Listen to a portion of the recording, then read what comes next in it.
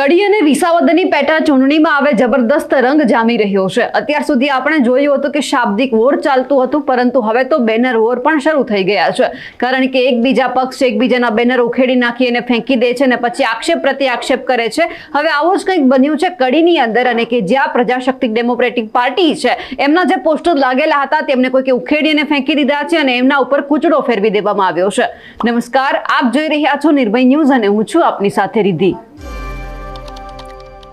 વિસાવદર અને પેટા ચૂંટણીની અંદર જે રીતે આપણે જોયું કે હવે જબરદસ્ત અહીંયા ક્યાંક ને ક્યાંક વોર શરૂ થઈ ગઈ છે, એકબીજા ઉપર શાબ્દિક પ્રહાર કરવા, એમના જવાબ આપવા, પરંતુ એ જોવાનું છે કે કેટલા વિકાસના કામો જે પણ ઉમેદવાર ચૂંટાઈને આવે છે, જે ધારાસભ્ય બને છે તે કરીને બતાવે છે, એમના ઉપર સૌ કોઈની નજર છે। કારણ કે અત્યારે બોલવું અને પછી કામ કરવું તેમાં ઘણો ફરક હોય છે, પરંતુ જે રીતે અત્યારે શાબ્દિક વોર અને એમની સાથે પોસ્ટર વોર છે તે શરૂ થયા છે। અને કડીની અંદર જે રીતે આપણે જોયું કે ત્રણ પક્ષ મેદાનમાં છે, સાથે પ્રજાશક્તિ ડેમોક્રેટિક પાર્ટી છે તે પણ મેદાનમાં છે, તેમના ઉમેદવાર પણ મેદાનમાં ઉતારવામાં આવ્યા છે।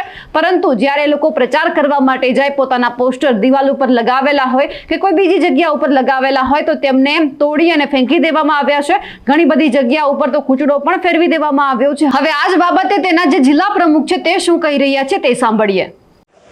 નંદાસન બ્રિજ આગળ ક્યાંક પોસ્ટરની ક્ષતિ થઈ છે, તો શું કહેવા માંગશે એ બાબતે? આ ખરેખર આપણા મીડિયા માધ્યમથી આપણે અભિનંદન આપું છું। આપણે સરસ પ્રશ્ન આજે મને પૂછ્યો છે। કડી ખરેખર આ પણ જાણતા હશો કે કડી બેનર યુદ્ધ માટે, બેનર વોર માટે કે બેનર ઉતાર ચઢાવવા માટે પહેલેથી પ્રખ્યાત છે। હમણાં ટૂંક સમય પહેલાં એક જ પાર્ટીના બંને નેતાઓના અલગ અલગ બેનરો સાથે આવતા હોય ત્યારે બેનર યુદ્ધ માટે કડી પહેલેથી પ્રખ્યાત છે।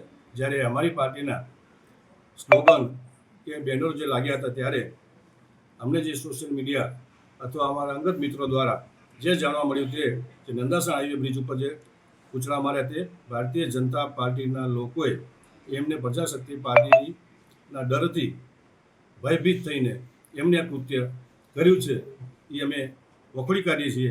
લોકશાહી છે, લોકશાહીની અંદર દરેક પાર્ટીને દરેક પ્રજા વચ્ચે જવાનો અધિકાર છે, એ અમારો અધિકાર છે।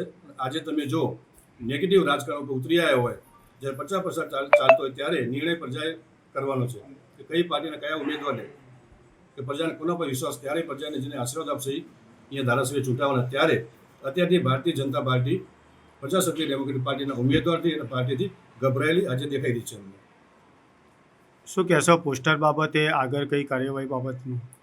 પોસ્ટર બાબતની કાર્યવાહી જનતા જનાદેશ, અમારી પાર્ટીનું નામ છે પ્રજાશક્તિ। પ્રજાશક્તિ એટલે પ્રજાનો અવાજ થવા માટે અમે જે કરીમાં આવ્યા છીએ, ત્યારે આજે અમે એનો અવાજ બનતાશું ત્યાં પ્રજાશક્તિ પાર્ટી દ્વારા અમે પ્રજાને કહીએ અમે તમારો અવાજ બનવા જ્યારે કરીમાં આવ્યો ત્યારે તમારે પણ આ ધ્યાન રાખવું જોઈએ કે જો આવું કૃત્ય જો કરતી હોય ભારતીય જનતા પાર્ટી તો ક્યાંક ને ક્યાંક એ હાર ભાડી ગઈ છે કડીની અંદર, ત્યારે આવું કૃત્ય કરતી હોય છે તો કડીની વિધાનસભાની વિસ્તારની તમામ મતદારોને અપીલ કરું છું કે આ વખતે તમે ભારતીય જનતા પાર્ટીને મત આપો કે કોંગ્રેસને આપો, અગાઉના સમયમાં આપી ચૂક્યા છો, તેમ છતાં પણ કડી શહેરની જે સમસ્યાઓ, વિસ્તારની સમસ્યાઓ આજે પણ ત્યાં ત્યાં ઊભી છે।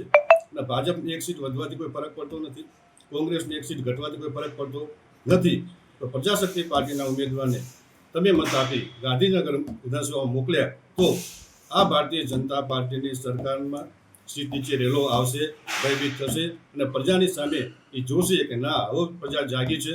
તો ખરેખર કડીની પ્રજાને અપીલ કરું છું કે ગુજરાતની તમામ જનતાનો મતદાર કડી અને વિસાવદર સીટ ઉપર છે, જ્યાં પ્રજાશક્તિ પાર્ટીના ઉમેદવારને ચિત્ર 100% આ ભારતીય જનતા પાર્ટીની જે તાનાશાહી, ભય, ભૂખ, ભ્રષ્ટાચારની જે નીતિ છે એ 100% નરમ પડશે અને પ્રજાના કામ કરવા માટે તત્પર રહેશે અને પ્રજા સામે નજર નાખશે। આજે એમની નજર આસમાન ઉપર છે, પ્રજા અત્યારે પીડાઈ રહી છે। ખરા અર્થમાં કડીની જનતાને અપીલ કરું છું કે પ્રજાશક્તિને મત આપવાથી ખરેખર આ રાજ્યની અંદર જે પાર્ટીનું શાસન છે 100% એ પ્રજાલક્ષી કામ કરવા માટે મજબૂર થશે।